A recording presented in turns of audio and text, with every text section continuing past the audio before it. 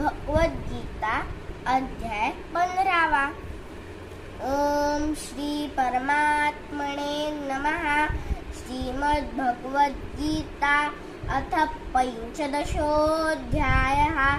ऊर्ध्वमूलमदशाखम् अश्वत्थं प्राहुरव्ययम् छन्दंसि यस्य पर्णानि यस्तं वेद स वेदवित्. अधश्चोर्ध्वं प्रसृता तस्य शाखा गुणप्रवृद्धा विषयप्रवालाः.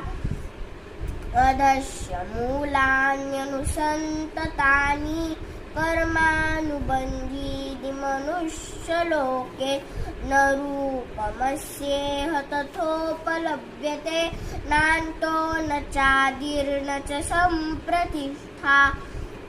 अश्वत्थमेनं सुविरूढम्